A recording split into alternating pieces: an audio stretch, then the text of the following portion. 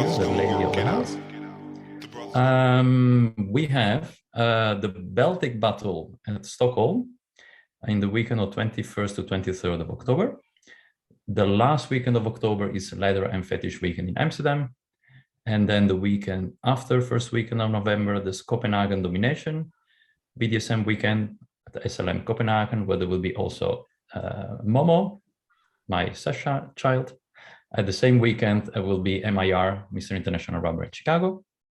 And so enough to keep ourselves busy. Without any further ado, then Spot, here is the spotlight. Hi, and thank you, Adalberto and Hans, for having me again. Is it the second or third time I'm here? I don't remember.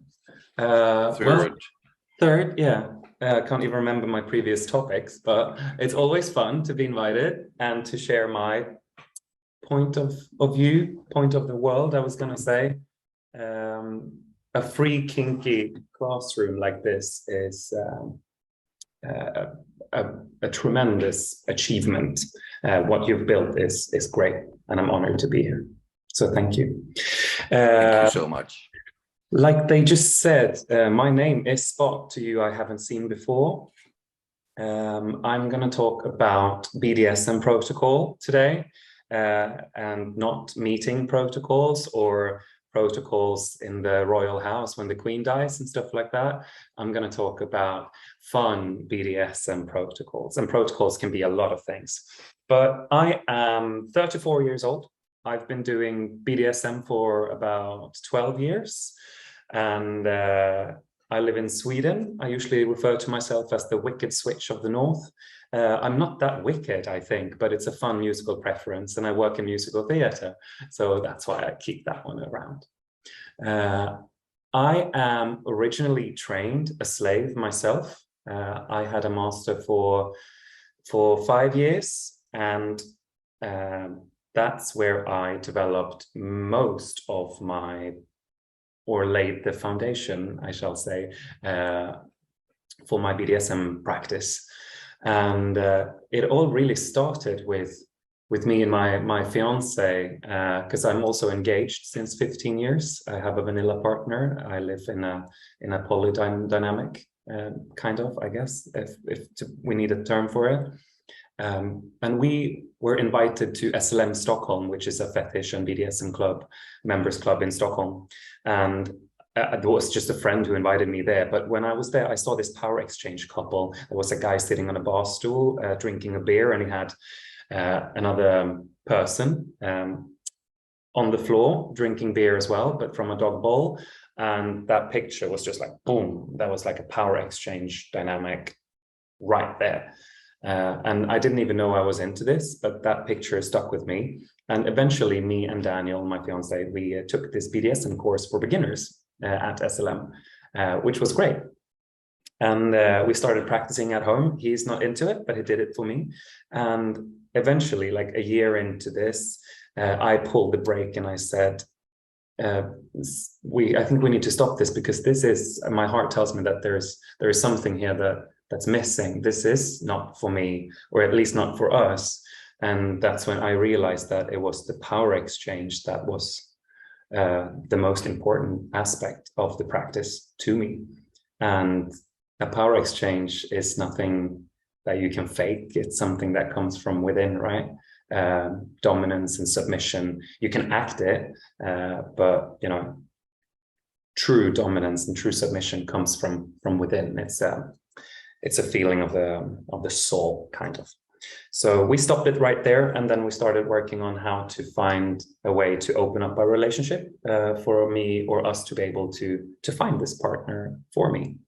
And then I met Sir Vince, and we hit it off right away. And yeah, on that route, I started practicing, and we developed protocol on our own. We didn't have any books or any free kinky classrooms like this one. I know Master Googled a lot, and that's a great way of finding information. But most of the stuff that we practiced, we we developed because it felt good. So everything came from like an organic process together. And then when, you know, we started traveling into the world and talking to like-minded people, we realized that we're not the only ones doing this. This is a thing. And here I am sharing this thing with you now. I'm going to try and break it down for you.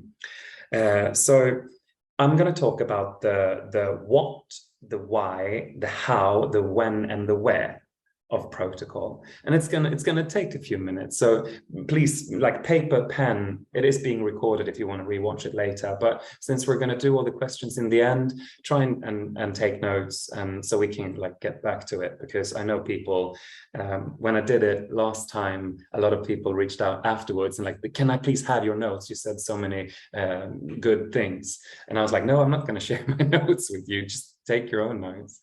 Damn it.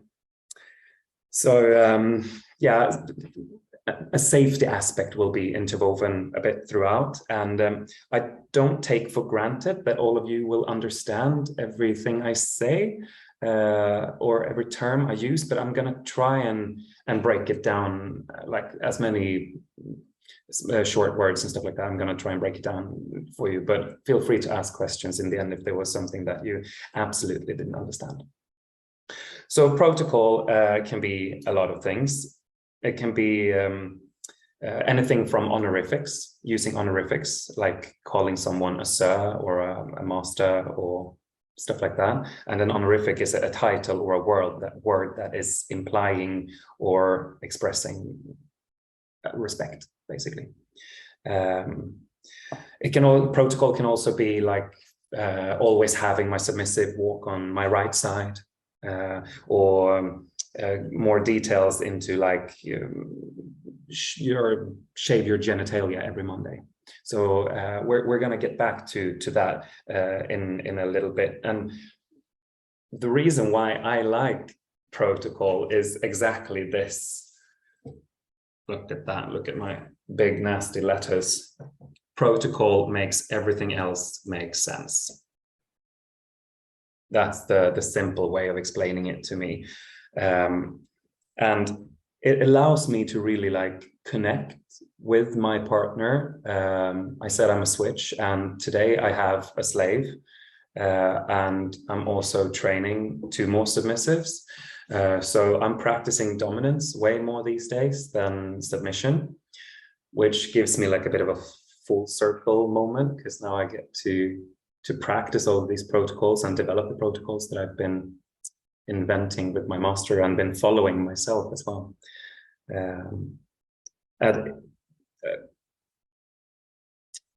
Protocol enables you to find purpose, and also enables like a hierarchy to flourish 24/7, 365.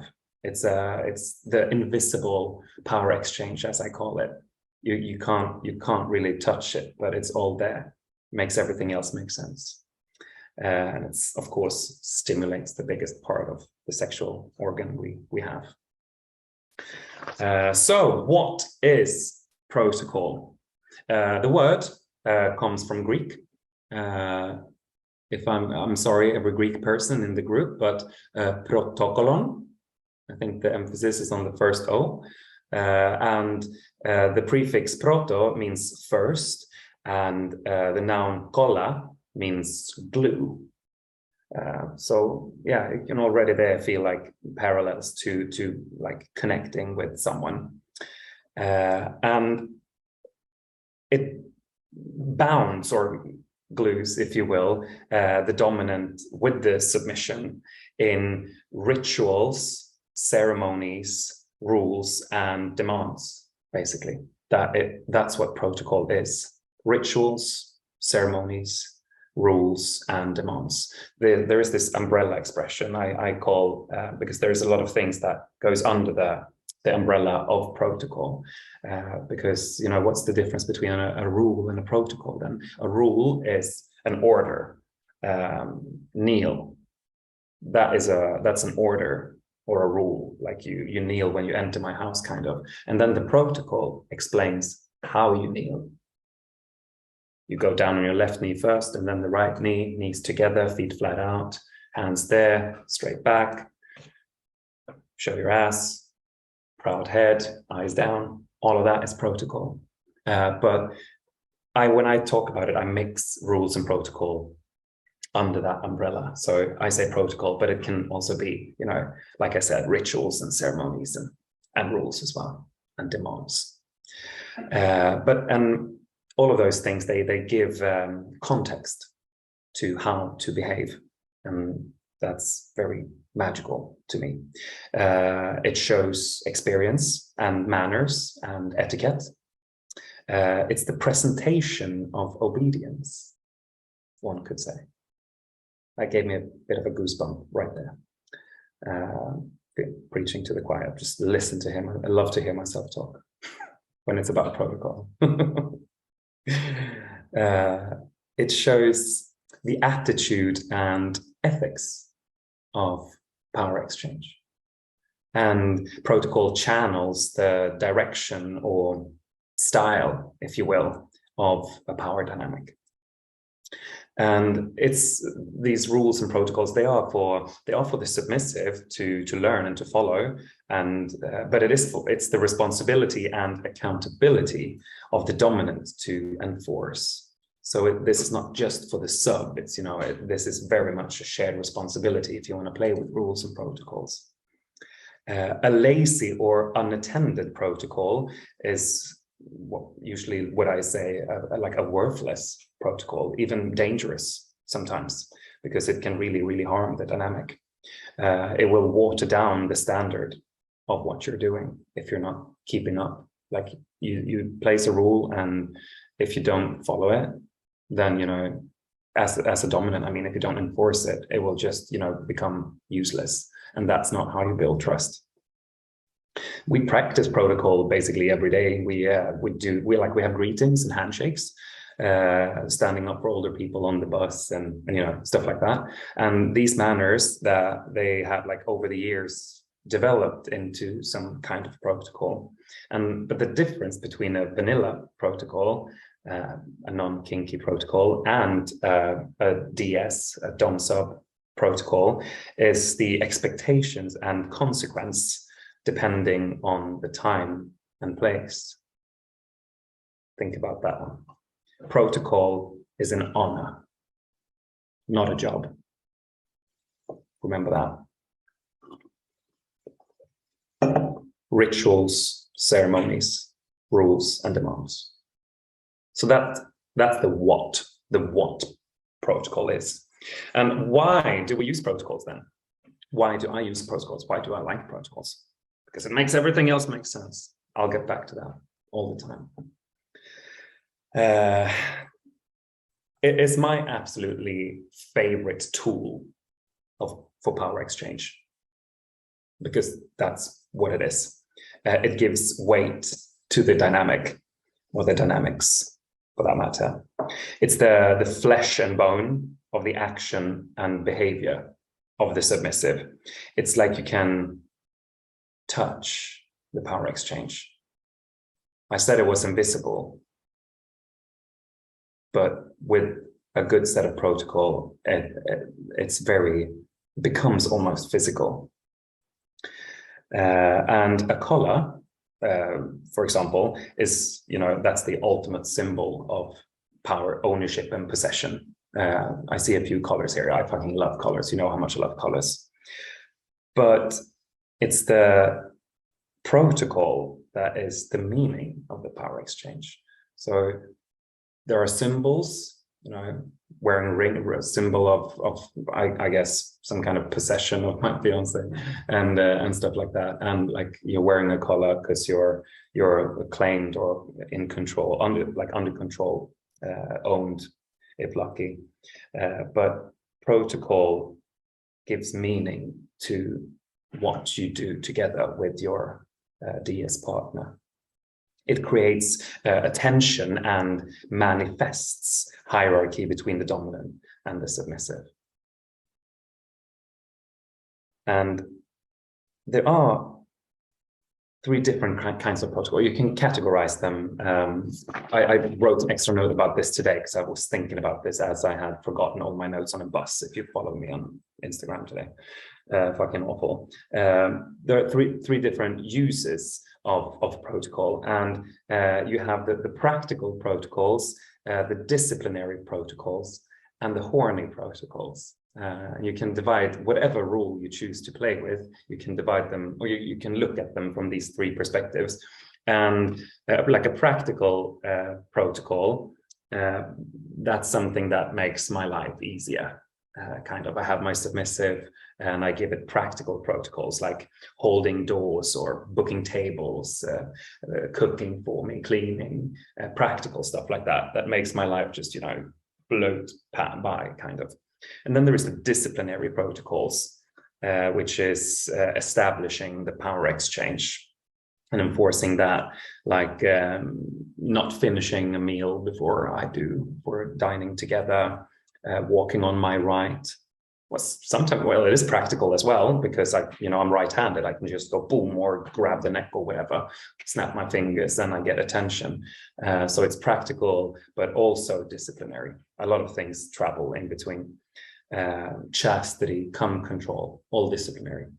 And then there is the horny protocols, which is, horny and hot, kind of. That can be like, only allowed to come hands-free. Is that practical? No. Is it disciplinary? Yeah, a bit. But it's first and foremost horny. Wearing a ball stretcher, horny protocol. You have to wear it for, let's say, 5 hours today.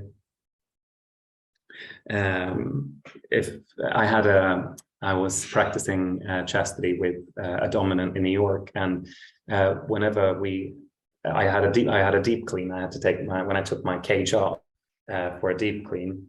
He was watching me on video every time, and if I were to get a hard on during the deep clean, he would add extra days. Is that practical? No. Is it disciplinary? I don't know. Is it horny? Yeah. Yeah. So like different rules for different needs. And I tend myself to lean more towards the practical and disciplinary protocols. The horny ones I just throw in every now and then to make it fun. But primary to me, I would like protocols that makes my life better and more convenient. And that's why I use protocol, because we're still on the why. Rules and demands, they require focus, and also therefore allows you to fully focus on your partner. And that goes both ways.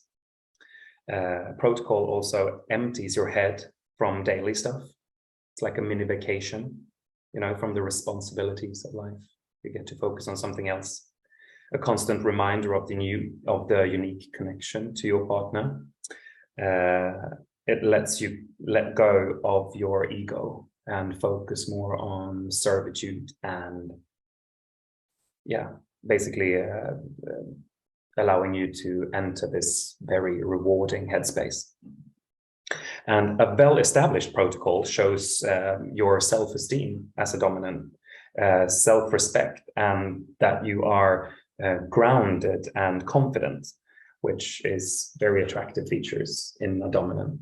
And you don't need to have all of these things to practice protocol. But when you've been practicing protocols and you take on a new submissive, and you then show them that you know what you want and what you like, that gives a certain kind of confidence, and it's extremely sexy. And for the sub, it's like there is something about doing something until it's perfect. Rehearsing something, training something, learning something until it's right. That is incredibly satisfying.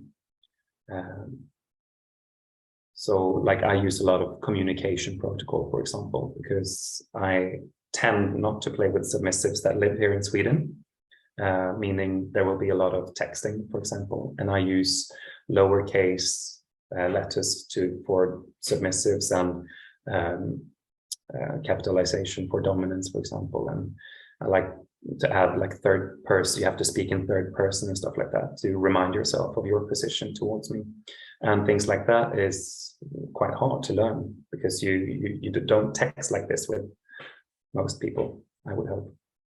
Meaning you would have to focus when talking to me, which also, you know, allows you to run away from everyday life, I guess. I put down behavior modification. That is another workshop, really. But when you do protocol, you enter someone's head and you add rules and protocols. You will change if that's what the protocol is about. You will change the thinking and the behavior of someone else, and I fucking love that, because that means that you really change someone. And if you're into power exchange on a deeper level, that's usually what you want to do. I think it's also important to use your Dom power. I try to use my Dom power a lot with when I write protocol for someone. That means if I have like a submissive with HDAD, for example, I can, how to say, restrain someone with rules and protocol, which allows them to like focus on one thing at a time, even if for a short period of time, and then reward them for that. I think that's awesome. I've had submissive stop smoking, get to the gym, stuff like that. And that's me using my Dom power to do good things. If stop smoking is what you want to do, I mean, if someone is a happy smoker or have like smoking as a fetish, then somewhere in the negotiation, I hope that comes up, so I don't take something away that is that important to you, for example. You know, having a submissive stop using chemicals to receive sexual pleasure, stuff like that, like cleaning up.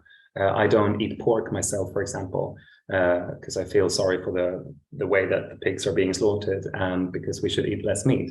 So I don't make my subs not eat pork, but when they're with me, they don't eat pork and stuff like that. So I add bits and bobs that I think is beneficial for them and me, and also the planet in this case. Yay.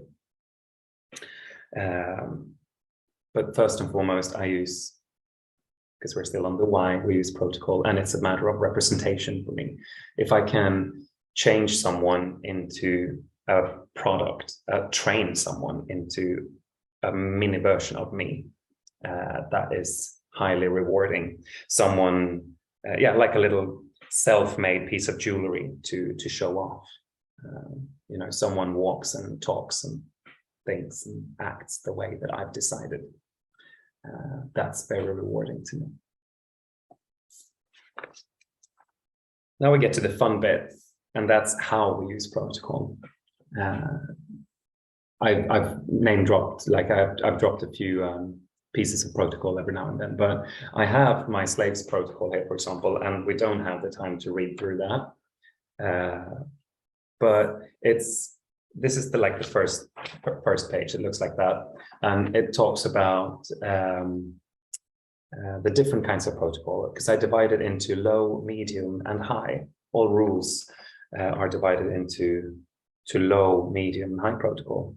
And low protocol is basically used when Sharp is with friends or family that is not aware of the power exchange, and he doesn't want to be aware of the power exchange, maybe professional colleagues, or if we need just a bit more personal space, if the power exchange is becoming too much, that's when we can go into low protocol.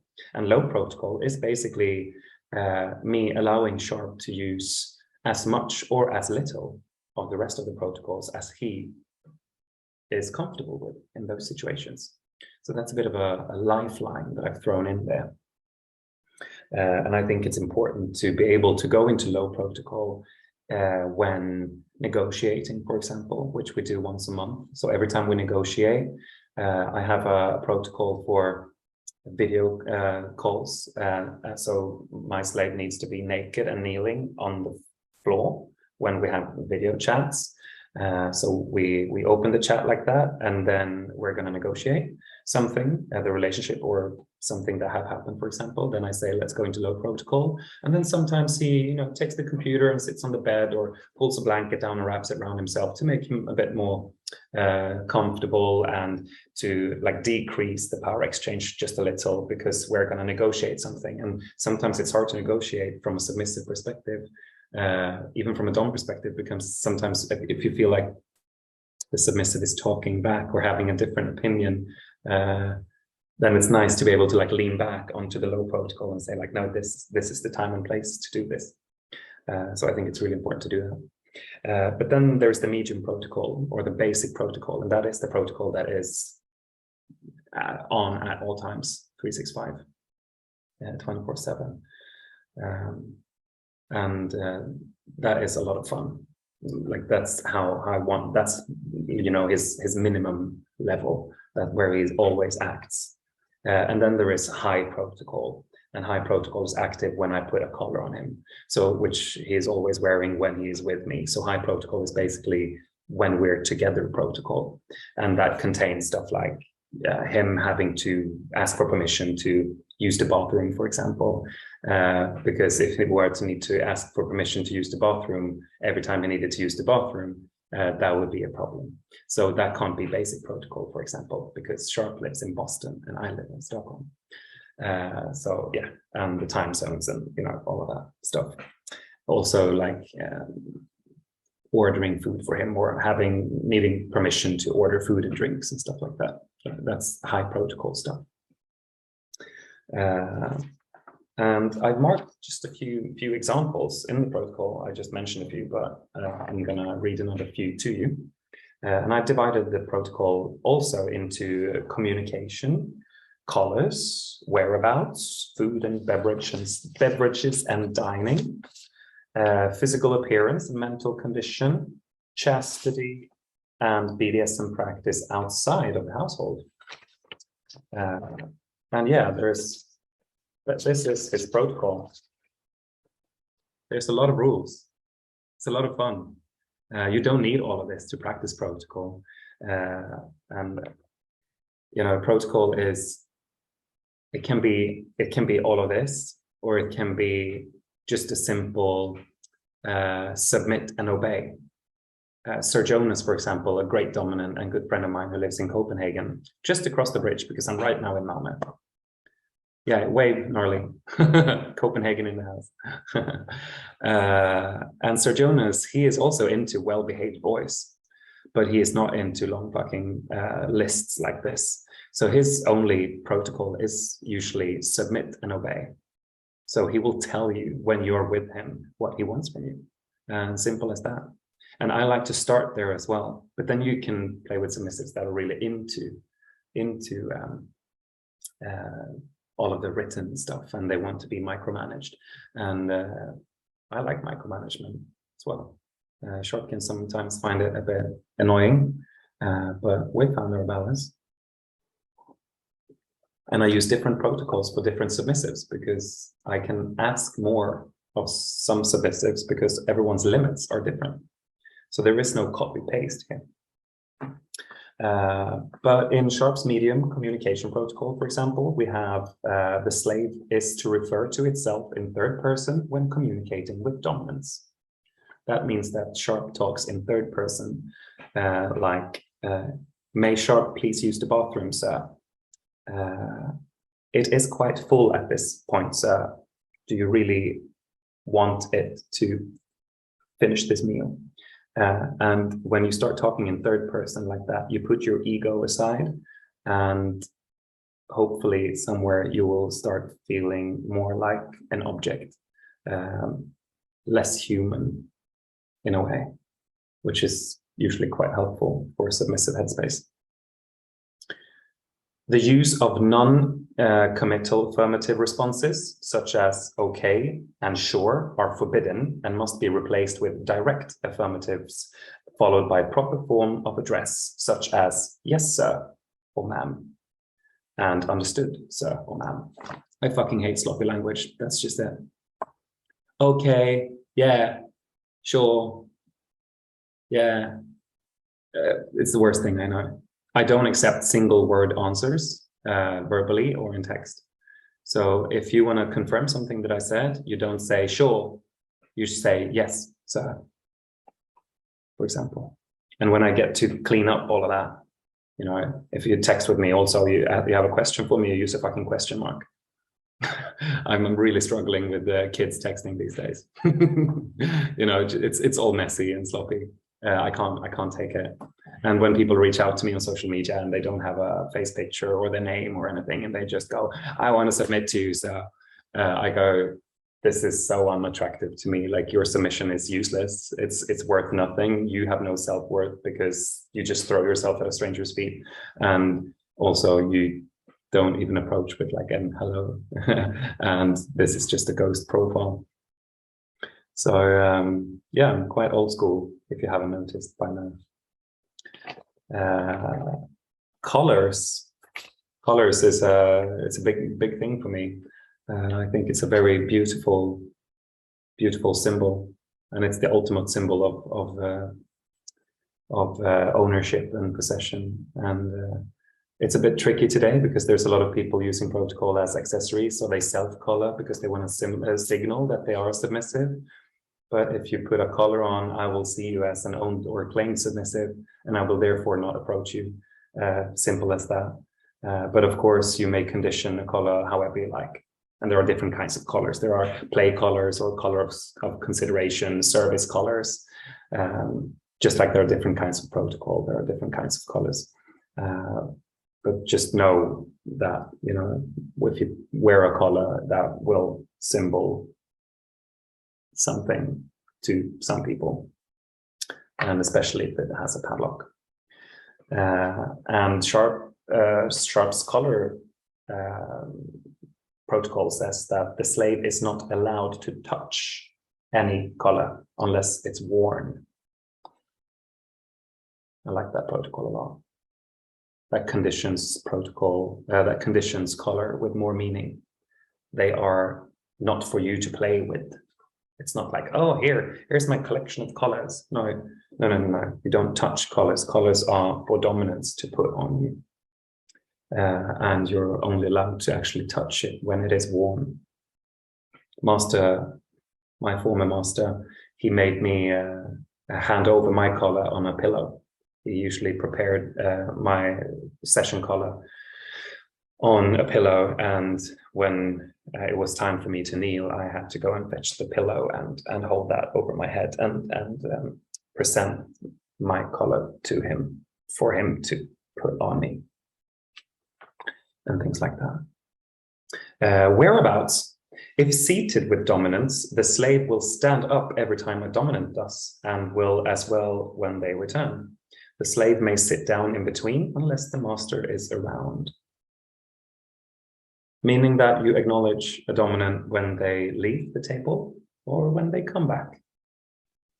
You know, I find inspiration for new protocols every fucking where. I think I got this one from, no, that was another one, but I got it from like The Crown. Have you watched The Crown? Well, we all know how the last season is gonna end now, don't we? Sorry, I couldn't help it. But like The Crown is very horny in a sense to me, because there is so much protocol in that house. And I steal some of it to my house. And you know how when they enter the room where the queen has her receptions, the former queen. So I'm okay. And she, the servants like always open and they bow to her, and then they say what they want to say, and she gives a response, and then they bow again and they go out. Things like that I pick up on right away. I find and I see protocol everywhere. And like I said, like I said in the beginning, with manners and stuff like that, we stand up for people on the bus and stuff like that. This getting up when someone leaves the table is something you used to do for ladies, right? You know, at fine dinners and, you know, at the noble dinner and stuff like that. And I like it. Also, like open doors for dominance. My former master had a bit of an issue with that piece of protocol when I suggested it many years ago for me to open doors for him, because he felt like a lady. He was like, I can open my own fucking door. But he was still like curious enough to see if he could learn to like it or learn to love it, in a sense. So we tried it, and then eventually he got used to it. And when we come back from, like, you know, Folsom Europe or Easter Berlin or Darklands or any other event, when we've been living together for several days and I have been open doors wherever we went, he could find himself just standing in front of a door that didn't open itself when we got back to Stockholm. So yeah, he learned to like it, kind of. And I use it today. I like just, you know, being able to glide through, and if it's a sliding door, hey, and then you stay behind me. But if it's like, you know, a door to open, that's the only time you step in front of me, if you're in service of me, for example. Whereabouts. No, that was the one that I just read. Here's another one regarding whereabouts. The slave is to always greet the master when leaving or arriving by his side by bowing with the arms down his sides and say, "Sir." If master is accompanied by more dominants, the slave will bow to everyone who is acknowledging the slave is leaving and or arriving, starting with the master and then continuing clockwise. Repeat that one. That's the one I stole from the Crown, basically. And then I added a twist, of course. A tricky one, but it's a matter of, like, you know, if we practice this one a lot in Copenhagen at the domination event that Adalberto mentioned in the beginning, that's coming up again this November. Because there are a lot of people from my leather family was around, and we're standing in a little circle of like 5 people, and Sharp goes, "May Sharp please use the toilet, sir?" And I go, "Yeah, sure. I'm allowed to say sure." And then Sharp goes, "Sir," bows to me, and then and then, you know, the entire rest of the group of 4 people, because we're such a small group, they're looking at Sharp because, you know, he interrupted. Then he like looks around and is like, "Okay, there's 2 more dominants in this circle." And so he goes towards me and he says, "Sir," and then he goes, "Sir, sir," a little smaller, kind of, just to, you know, for them not to be on the same level as me, kind of. And then he runs off. And I like that because, you know, he appreciates our vad fan heter det då? Fysisk närvaro, presence. That was a bit of Swedish in between. The slave will never start eating or drinking before all dominants in the company have done so. You see, I have a certain style by now. Physical appearance and mental condition. The slave must inform the master of any physical difficulties, extreme distress, or emotional disturbance as soon as it is reasonably appropriate. This is a bit of my using my dom powers for good things as well. I need to know when Sharp is anxious or stressed, parent died or whatever thing, because that will affect his service. And I can't guess things like that, and I don't expect him to be a machine, unfortunately. So I have this piece of protocol to allow him to, or allow me to know when I can't really expect 100% from him. The slave is not to use deodorant, perfume, or any other heavily scented product when in service. Why? Because that is personal traits. That is something that is unique to you, and it's fictive. I want a boy of mine to don't smell anything but themselves. I don't want to smell any, Axe Africa or shit like that, or have like messy hair products and deodorants. First of all, because I like licking armpits and I like biting their necks and stuff like that, and I don't want to get perfume on me. But also, it's a fictional and, to me, very unsexy smell. Fictive smells is not attractive to me. I'm not alone on that. Most fetish bars actually have a rule against heavily scented products. SLM Stockholm, for example, you're not allowed in if you have like eau de cologne or something on, because we want the smell of rubber and leather in the room, and sweat and maybe piss if it's a good night. So yeah, I don't allow any fictive stuff. Then there's a very nice horny chastity protocol, but you can read that on my Instagram already, I think, somewhere. And I mentioned it's not, I don't use it myself, but the filming during the deep clean, and if you get a hard on, you add extra days. I fucking love that. But when you have more submissives than one, you can't keep an eye on them every time they do deep clean, because then I would do nothing but sitting on my phone looking at dirty dicks, kind of, and I'm not really into that. BDSM practice outside of the household. Yeah, the slave may not own or claim any other submissives. End of the line. I don't allow Sharp to, he is a switch as well, but not with a very strong dominant streak. But if he wants to top in a BDSM scene, for example, he needs permission. And he is not allowed whatsoever to claim or train someone else without me knowing it. And if he asked me, I would most likely say no, because that submissive will then automatically end up in my hierarchy, meaning I would be the one setting the standards. So I would control basically Sharp's dominance. And that's also how I am trained myself. For you've been following me for quite some time, I was originally known as Alpha Slave Spot, and that was because me and my former master uses the Omega, Beta, and Alpha order of submissives. So you can enter the house in different levels, while you always enter on the bottom as the Omega, and then you can, climb that ladder. And since I am a switch and have a strong need for dominance, he after a very nice session and ceremony, he collared me with a thick 10mm chain collar, which was my Alpha Slave collar, and that was the only collar that I was allowed to put on and take off myself. So that was the only collar that I was allowed to touch, for example, and it didn't have a padlock. It had one of those invisible links, and I had to wear that collar every time I practiced dominance.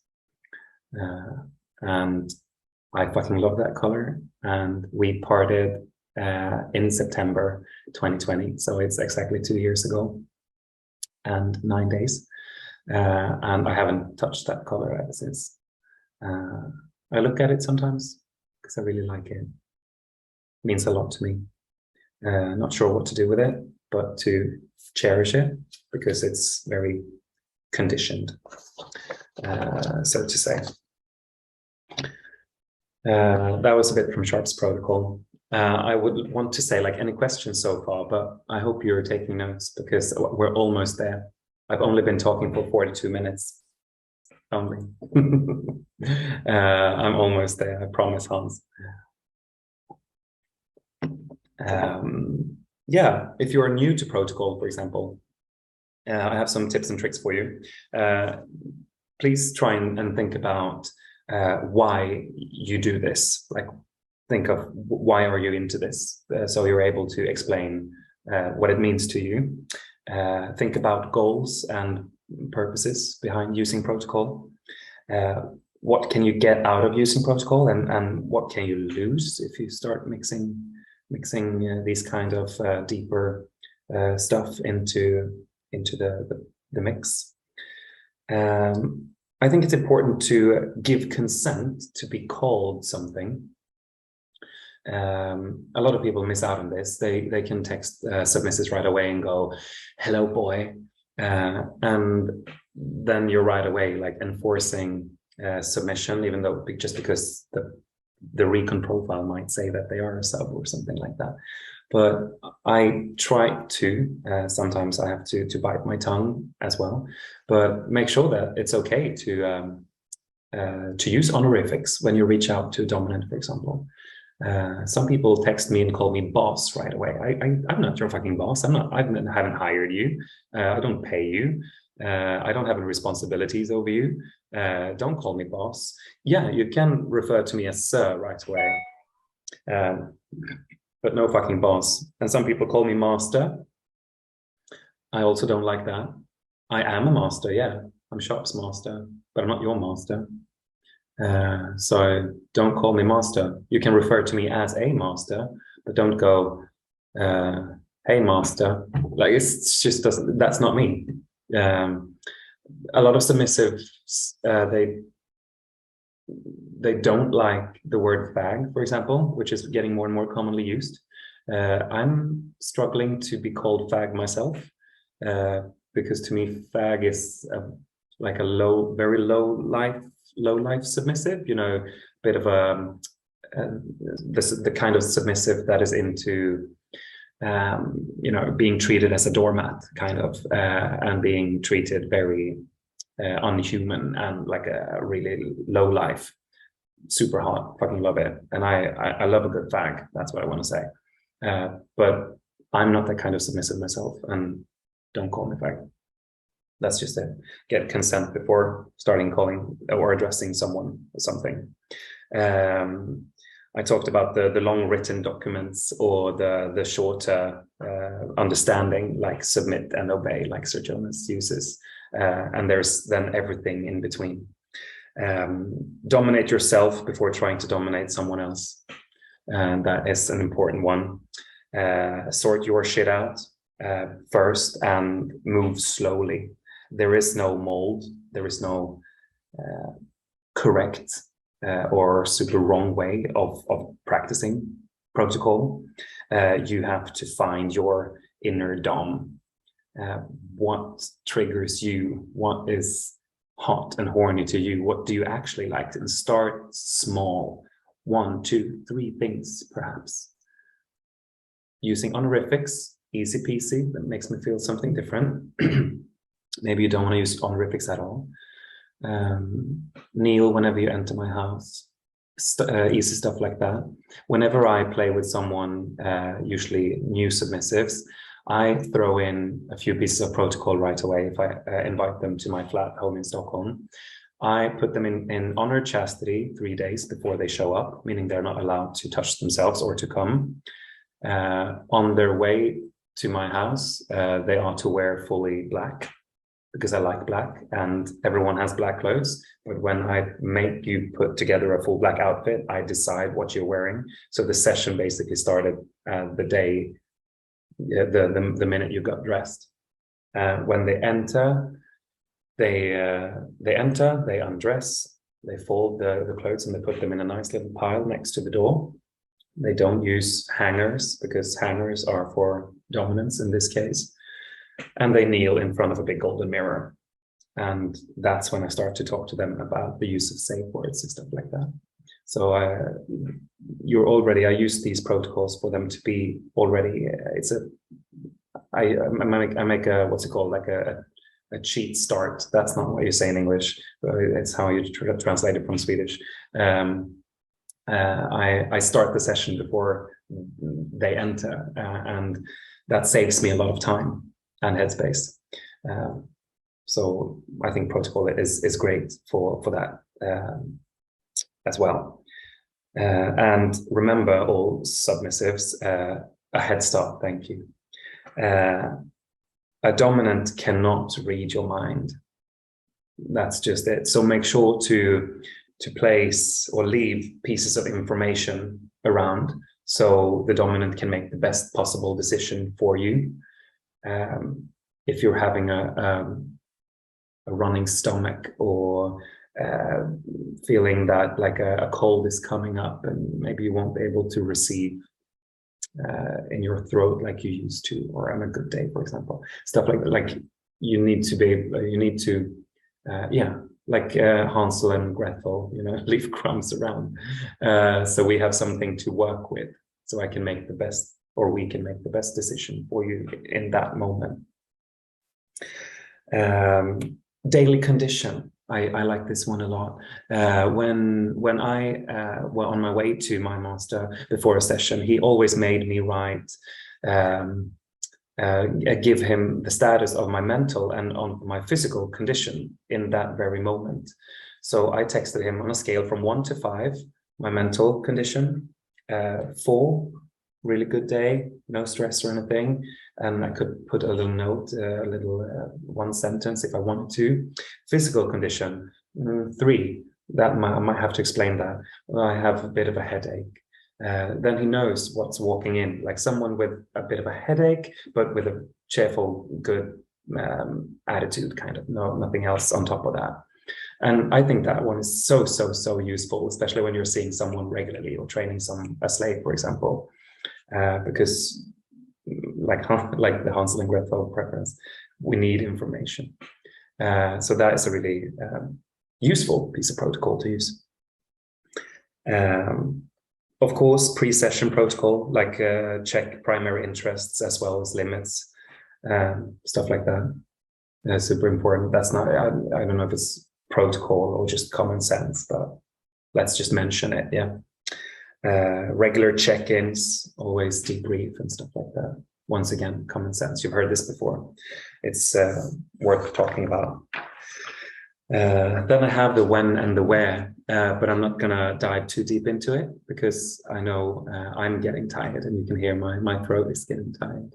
But I can keep talking about this for a really long time. I just think it's really worth mentioning that only do this if it feels good. I've mentioned a few of these things already. Start small. There is the my way or the highway kind of dominance. Be aware if you're new to following protocol yourself. It's hot with a my way or highway dominant at times, but make sure to negotiate these things, how much rules and protocols you're willing to follow, and if you want to follow any. And remember that as a submissive, your demeanor, your position, how you look, what you do, and how you do it is the preciseness, and the preciseness of it immediately reflects back onto your dominant. And doing less or subpar also does, and that is all representation. So yeah, how you follow these things, you can follow them just exactly as they're written, or you can act in the spirit of a protocol. And when you start doing that, that's when you know that you've come like developed. Yeah, I think I'm gonna leave it at that because it's a lot of information, and I want to leave a good minute or two to questions, because I want you to be able to ask what you want to know. Now I'm just talking about what I like. So please know that protocol is a beautiful paradox. It's about limit something for it to then become bigger. I love BDSM, and if ever in doubt, put it on a t-shirt. Thank you. The brother's gonna work it out.